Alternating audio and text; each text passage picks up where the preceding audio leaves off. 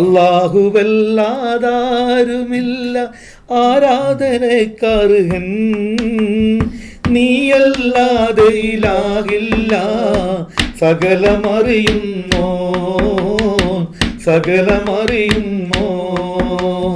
അൽഹംദുലില്ലാഹ് അല്ലാഹു അക്ബർ ലാ ഇലാഹ ഇല്ലല്ലാഹ്.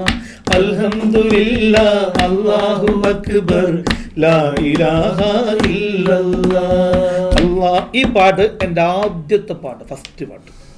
ഈ പാട്ടൊക്കെ പാടി ഇറക്കിയ സമയത്ത് പിന്നെ ഈ മൂസക്കൊക്കെ വന്ന് പായസം കുടിച്ചു. അതായത് തെങ്ങാടി മൂസക്ക് വലിയ ബന്ധമുണ്ടല്ലോ. മൂസക്കാക്ക് കുറേ നല്ല സൗഹൃദങ്ങൾ ഉണ്ടായിരുന്നു. അദ്ദേഹത്തെ തന്നെ ഒരു മനസ്സ് തട്ടി സ്നേഹിക്കുന്ന കുറേ ആളുകളുണ്ട്. അതൊരു പാട്ടുകാരൻ്റെ ഏറ്റവും വലിയൊരു വിജയമായിട്ട് എനിക്ക് തോന്നുന്നു. വെറുതെ ഇങ്ങനെ പിന്നെ മനസ്സിന് അത്രയേറെ കടുത്ത ആരാധകരുള്ള ഒരു മനുഷ്യനാണ്. അത് എന്റെ നാട്ടിൽ ഏറ്റവും കൂടുതൽ നാദാപുരത്ത് ഭയങ്കരമാണ്.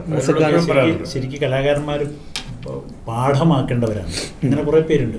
റഫീ സാബ്, വലിയവരെടുത്താൽ റഫീ സാബ്, ഒരുപാട് പേരുണ്ട് അങ്ങനെ. പിന്നെ മാപ്പിളപ്പാട്ടിൽ മൂസക്ക എന്ന് പറയുന്ന ഒരു ഐക്കൺ അല്ലെ. അതായത് ഒരു കലാകാരൻ ആദ്യം മനുഷ്യനാവണം എന്ന് പഠിക്കേണ്ട ഒരു സംഗതിയാണ്. കലാകാരൻ ആദ്യം മനുഷ്യനാവണം, പിന്നെ കലാകാരനാവാം.